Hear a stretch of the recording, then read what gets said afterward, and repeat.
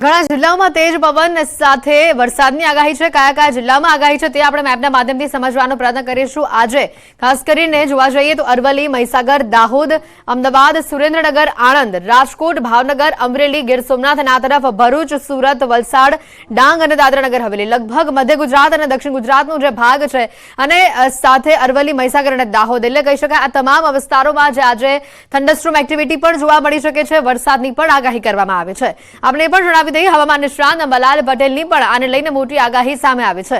આંધી, વંટોળ અને ગાજવીજ સાથે તેઓએ પણ વરસાદની આગાહી કરી દીધી છે।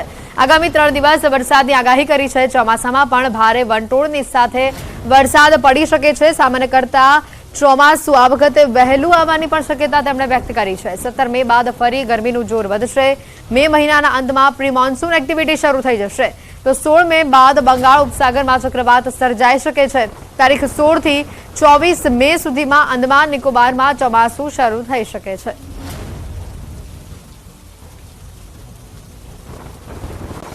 હજુ આંધી, વંટોળ અને ગાજવીજ સાથે કેટલાક ભાગોમાં વરસાદ થવાની શક્યતા રહેશે।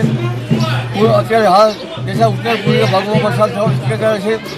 તારીખ 16 સુધીમાં હજુ પણ દેશના ઉત્તરીય પર્વતીય પ્રદેશો સાથે સાથે ગુજરાતના કેટલાક ભાગોમાં પ્રી મોન્સૂન એક્ટિવિટીનો વરસાદ થશે અને આ એક્ટિવિટી ગજબની હશે। આંધી, વંટોળ સાથે આ એક્ટિવિટી થશે। તારીખ 19મીમાં પણ હવામાન પલટો આવશે। ત્યારબાદ તારીખ 24 મેથી 5મી જૂન વચ્ચે પણ હવામાન પલટો આવશે।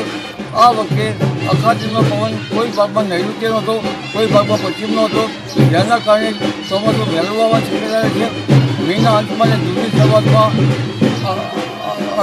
અરબી સમુદ્રમાં ચક્રવાત સર્જાવાની શક્યતા રહેશે। હોલ્ડિંગ્સ અંગેના ન્યૂઝ 18ના અહેવાલની અસર પડી છે। ન્યૂઝ 18 ગુજરાતીના અહેવાલ બાદ એએમસી હરકતમાં આવ્યું છે।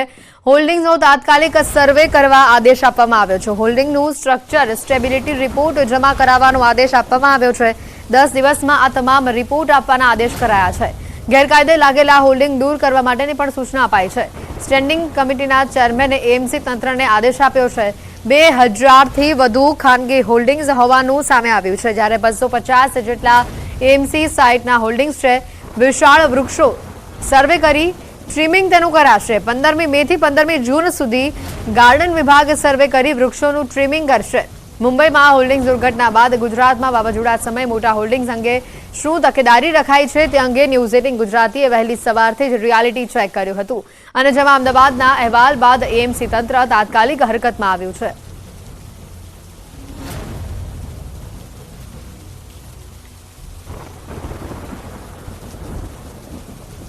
તમામ હોર્ડિંગ્સો જે છે પ્રાઇવેટ સાઇડના લગભગ 2000 જેટલા અને ટેન્ડર સાઇડ ઉપર લગભગ 250 જેટલા જે હોર્ડિંગ આવ્યા છે, તમામ એજન્સીઓને એના સ્ટ્રક્ચરલ સ્ટેબિલિટી સર્ટિફિકેટ ચેક કરવા માટેનું અને કોર્પોરેશનમાં જમા કરાવવા માટેનું કહેવામાં આવ્યું છે। પરિણામે કોઈ ઘટના બને નહીં તે માટે અમદાવાદ મહાનગરપાલિકા દ્વારા આગોતરું આયોજન એના માટે કરવામાં આવ્યું છે। તદુપરાંત જે ઘટાદાર વૃક્ષો છે એની પણ ચર્ચા કરવામાં આવી હતી। એને 15 મેથી 15 જૂન સુધી એનો સર્વે કરવામાં આવશે। ખેડા જિલ્લા વહીવટીતંત્ર દ્વારા પ્રી મોન્સૂનની કામગીરીને લઈને તંત્ર એલર્ટ થયું છે। જિલ્લા કલેક્ટર અમિત પ્રકાશ યાદવની અધ્યક્ષતામાં કલેક્ટર કચેરી નડિયાદ ખાતે બેઠક યોજાઈ। આ બેઠકમાં તાલુકા કક્ષાના કંટ્રોલ રૂમ નંબરોની અદ્યતન યાદી, ડેમ, તળાવ, કેનાલ, ગરનાળા વગેરેની ચકાસણી તથા સાફ સફાઈ, નીચાણવાળા વિસ્તારોમાં પાણી નિકાલની વ્યવસ્થા વગેરે મહત્વના મુદ્દાઓ વિશે ચર્ચા કરવામાં આવી। તેમજ વરસાદની પરિસ્થિતિમાં એમ્બ્યુલન્સ, આઈસીયુ, પુરવઠા, સપ્લાય વગેરે મુદ્દાઓ પર પણ માઇક્રો પ્લાનિંગની તૈયારી કરવા સંબંધિત વિભાગના અધિકારીઓને માર્ગદર્શન આપવામાં આવ્યું છે। દાહોદમાં ગરબાડા રેન્જ ફોરેસ્ટ ઓફિસની આગળ આવેલા લાઇટની ડીપી પર કરંટ લાગતા 2 ગાયો ઘટના સ્થળ પર જ કમકમાટી ભર્યા મોત થયા છે। સવારના સમયે 2 ગાયો લાઇટના વીજ પોલની નજીકથી પસાર થઈ રહી હતી અને તે જ દરમિયાન ત્યાં ડીપી નજીક વીજ કરંટે લાગતા 2 ગાયોના ઘટના સ્થળ પર જ મોત થયા હતા। આ ઘટનાને લઈને સ્થાનિક લોકોમાં એમજીવીસીએલને લઈને રોષ જોવા મળી રહ્યો છે। ઘટનાની જાણ ગ્રામ પંચાયતને કરાતા તેઓ પણ ઘટના સ્થળ ઉપર દોડી આવ્યા અને આગળની કાર્યવાહી હાથ ધરાઈ। ઉલ્લેખનીય છે કે ગરબાડાના વિવિધ વિસ્તારોમાં પણ વીજ પોલ ઉપર જે ડીપી બેસાડાય છે તેના ઢાંકણાઓ પણ જોવા મળતા નથી અને પ્રી મોન્સૂન કામગીરી દરમિયાન આવી કોઈપણ પ્રકારની નોંધ એમજીવીસીએલ લેતું નથી તેવું જોવા મળી રહ્યું છે। દ્વારકાના ભાણવડ નવા ગામે નર્મદાના નીર પહોંચતા ખેડૂતોમાં ખુશીની લહેર છવાઈ છે। ઉનાળામાં ખેડૂતોને સિંચાઈ માટે નર્મદાનું પાણી મળતા ખેડૂતો આનંદિત થયા છે। નવા ગામ તેમજ આસપાસના વિસ્તારોમાં ઉનાળુ પાક માટે પાણી લઈ શકાશે।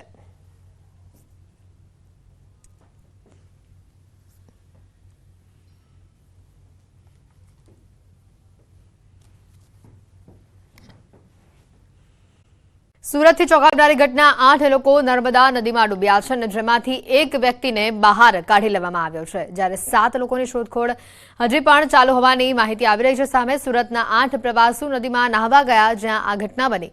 મૂળ અમરેલી જિલ્લાના તેઓ વતની છે અને હાલ સુરતમાં તેઓ રહેતા હતા। આ પ્રવાસીઓ પોઈચા આવ્યા હતા અને જ્યાં આ બનાવ બન્યો, હાલમાં રાજપીપળા ટાઉન પોલીસ, રાજપીપળા નગરપાલિકાના ફાયર ફાઇટરો પોઈચા ખાતે પહોંચ્યા છે અને 3 બાળકો 15 થી 17 વર્ષના હોવાનું આ વિગતોમાં બહાર આવી રહ્યું છે। જે માહિતી આવી રહી છે, 8 જેટલા લોકો નર્મદા નદીમાં નહાવા પડ્યા હતા, જેમાંથી માત્ર એક જ વ્યક્તિ બહાર આવ્યો છે। 7 લોકોની શોધખોળ ચાલુ છે। વધુ માહિતી મેળવીશું। દીપક અમારી સાથે સંવાદદાતા જોડાઈ ચૂક્યા છે। દીપક, વધુ માહિતી શું આવી રહી છે સામે? હાલ જે તમામ લોકોની શોધખોળ કરવામાં આવી રહી છે, વધુ અપડેટ શું? 12:30 અરસામાં જે સુરતના જે ક્રિષ્ના પાર્ક સોસાયટીમાં રહેતા જે પરિવાર છે, પરિવાર નર્મદા પોઈચા નદી ખાતે નાહવા પડ્યા હતા અને આ 2 વ્યક્તિ પડતા એને અન્યને બચાવવા જતા ટોટલ 8 વ્યક્તિ આ ડૂબવામાં ડૂબ્યા હતા। ત્યારે જેને એકને સ્થાનિક નાવિકો છે, જે એક વ્યક્તિને બચાવી લેવામાં આવ્યો છે, ત્યારે હજુ 7 જણા છે જેને શોધખોળ ચાલે છે। એક વાત એ પણ છે કે ન્યૂઝ 18 ગુજરાતીની આ એક ઇમ્પેક્ટ કહી શકાય કે તંત્ર દોડતું થયું છે। નર્મદા પોલીસ નહીં હતી, પરંતુ તંત્ર કોઈ હતું નહીં। ત્યારે જે હાલ ન્યૂઝ 18 ગુજરાતી પર પ્રસારિત થયા બાદ જે નગરપાલિકાની જે ફાયર ફાઈટરની ટીમો છે એ પહોંચી છે। આપણી સાથે જે છે નર્મદા જિલ્લા એસપી પણ અહીં આગળ આવી પહોંચ્યા છે। ત્યારે એમની સાથે વાત કરીએ। સાહેબ, કેટલા લોકો અહીં આગળ ડૂબેલા હતા અને અત્યારે હાલ कई परिस्थिति से कितना लोगों ने शोधखोळ शुरू કરવામાં આવી છે? नमस्कार। यहाँ पे जो इंसिडेंट बना है इसमें लगभग 8 लोग पानी में गए थे, उसमें से 7 लोग अभी भी मिसिंग है और उनको ढूंढने की जो प्रयत्न है वो शुरू है। एनडीआरएफ को भी बुलाया गया है, थोड़ी देर में वो आएंगे तो उसके बाद में भी हम आगे का जो ढूंढने का काम है वो शुरू रखेंगे। सर, खास देखा जाए तो 12:30 की घटना है। 12:30 बजे तक मात्र जो यहाँ पे पुलिस ही दिखाई दी है और पुलिस ही सिक्योरिटी कर रही है। तंत्र और यहाँ पे अधिकारी वर्ग कोई नहीं है, कोई एनडीआरएफ की टीम नहीं है। क्या ये हो रहा है? खास सर है ना, डिस्ट्रिक्ट एडमिनिस्ट्रेशन की तरफ से एसडीएम यहाँ पे मेरे साथ मेरे पास उपलब्ध है, मामलतदार श्री भी यहाँ पे है और एनडीआरएफ की टीम को भी हमने सूचना दे दी है, वो भी वहाँ से निकल गए। थोड़ी देर में वो यहाँ पे पहुँच जाए। खास करके देखा जाए तो सर यहाँ पे हर बार तंत्र द्वारा बोर्ड भी लगाया जाता है, लोगों को नहाने के लिए मना किया जाता है, फिर भी ये घटनाएं घटती रहती है। क्या कहेंगे? नदी का पट काफी बड़ा है और लोग जो श्रद्धा के साथ जो आते हैं उनको हमने काफी बार आह्वान भी किया है और इतने बड़े पट में जो नदी का पानी का फ्लो है और गहराई उसका कोई अंदाजा नहीं रहता, उसके बावजूद भी ये घटना बार-बार जो बनती है, उसमें मेरी यही विनती है लोगों से कि इस तरीके का जो ये प्रवृत्ति है इसकी वजह से लोगों की जान माल के ऊपर बहुत नुकसान हो रहा है, तो ना करें और भविष्य में इसके ऊपर भी अभी कोई परमानेंट सोल्यूशन आए इस तरीके से हम प्रयत्न करेंगे। हाँ बिल्कुल, आ था जे खास नर्मदा जिला पुलिस वाला तेओનું કહેવું છે કે જે તંત્ર છે, તંત્ર હાલ આવી ચૂકી છે, પરંતુ 7 લોકો જે છે 7 લોકો હજુ પણ લાપતા છે અને લાપતાને શોધવા માટે એનડીઆરએફ એસડીઆરએફ ની ટીમો જે છે એ કામે લાગી છે। ખાસ નગરપાલિકાની ટીમો આવી પહોંચી છે, એટલે કહી શકાય કે જે ન્યૂઝ 18 ગુજરાતીએ સમાચાર પ્રસિદ્ધ કર્યા બાદ તંત્ર જાગ્યું છે અને હાલ નગરપાલિકાની જે ફાયર ફાઈટરો ટીમો છે એ પહોંચી છે। હવે જોવું એ રહ્યું કે જે આ 7 લોકો છે ક્યારે મળે છે અને જેના પરિવાર છે, જે પરિવાર લોકના મોજામાં પડી ગયા છે, આ 2 લોકો જે છે એમને હાલ દવાખાને દાખલ કરવામાં આવે છે। જેને બચાવવામાં આવ્યો છે તે પણ વ્યક્તિને પણ હાલ બહાર કાઢી લેવામાં આવ્યા છે અને જેમને દવાખાને દાખલ કરવામાં આવે છે। દીપક પટેલ, ન્યૂઝ 18 ગુજરાતી, નર્મદા। આ ઘટના સામે આવી છે, એક વ્યક્તિનો બચાવ કરી લેવામાં આવ્યો છે।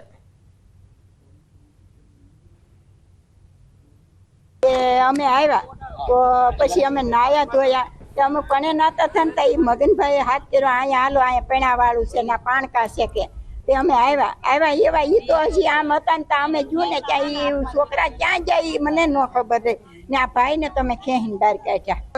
એક સોસાયટીના સિંહ એક પરિવારની ઘોડે જ તે અહીંયા અમે નાવા આવ્યા હતા, રામકથાનું ભાગવત કથાનું કાર્ય કર્યું તે તો કઈ રીતે ઘટના બની ખબર ન પડી। હામાં જ ઉભા 1 ફૂટને વેળે અમે અંદર હતા ઊભા કેળા ખાતા હતા એમાં કેમ ખેંચાઈ ગયા એક ભાઈને માઇન્ડ કાઢ્યા, બાકી ખેંચાઈ ગયા ખબર ન પડી. તો ડાંગ જિલ્લાના વાતાવરણમાં ફરી એકવાર પલટો આવ્યો છે. હવા પંથકમાં બપોરના સમયે વરસાદની એન્ટ્રી થઈ છે. કમોસમી વરસાદને લઈને વાતાવરણમાં ઠંડક પ્રસરી છે. વરસાદના કારણે ખેડૂતોની ચિંતામાં વધારો થયો છે. ગઈકાલે પણ આપણે જોયું હતું રાજ્યના ઘણા ભાગોમાં વરસાદી માહોલ જામ્યો હતો. ડાંગમાં ખાસ કરીને સાપુતારામાં ગઈકાલે તો કરા પડ્યા હતા અને આજે ફરી એકવાર આ હવા પંથકમાં વાતાવરણમાં બદલાવ જોવા મળી રહ્યો છે. કમોસમી વરસાદ આવી પડ્યો છે અને આ વરસાદના કારણે ખેડૂતોની ચિંતા વધી રહી છે. એક બાજુ ગઈકાલે કરા પડ્યા હતા, પવન જોરદાર ફૂંકાયો હતો અને આજે પણ એવા જ પ્રકારની જાણે સ્થિતિ સર્જાઈ હોય તે પ્રકારની વિગતો આવી રહી છે. નિશાંત અમારી સાથે સંવાદદાતા જોડાઈ ચૂક્યા છે. નિશાંત, જે રીતની ખાસ કરીને આગાહી કરવામાં આવી હતી અને એવા જ પ્રકારના દ્રશ્યો ડાંગથી આવી રહ્યા છે. હજી તો સાપુતારામાં કરા પડ્યા હતા અને આજે ફરી એકવાર આવો જ માહોલ. જી, ચોક્કસથી જણાવી દઉં તો હવામાન વિભાગ દ્વારા વરસાદને લઈને આગાહી કરવામાં આવી છે. ત્યારે ડાંગ જિલ્લાની જો વાત કરીએ તો ડાંગ જિલ્લાના વાતાવરણમાં આજે ફરી એકવાર પલટો આવ્યો છે. જિલ્લાનો મુખ્ય મથક આહવા ખાતે જે ભર બપોરે કમોસમી વરસાદ વરસ્યો છે. વરસાદને લઈને વાતાવરણમાં ઠંડક પસરી છે. જો ખેડૂતોની ચિંતામાં પણ વધારો થયો છે. જી બિલકુલ, હાલ જે વરસાદી માહોલ જામ્યો છે, કેટલા વાગ્યા સુધીની આગાહી ડાંગના અલગ અલગ ભાગોમાં કરવામાં આવે છે? નિશાંત, ડાંગના ભાગોમાં સાંજ સુધીમાં જે આગાહી કરવામાં આવે છે વરસાદને લઈને, ત્યારે જિલ્લાના મુખ્ય મથક હાલે જે છે વરસાદ વરસ્યો છે. હજુ પણ કેટલાક વિસ્તાર છે, કેટલાક વિસ્તારમાં વરસાદ વરસવાની આશંકા લાગી રહી છે, કારણ કે જે વાતાવરણ છે વાતાવરણમાં પણ ધીરે ધીરે બદલાવ આવતો જોવા. આભાર નિશાંત, માહિતી બદલ.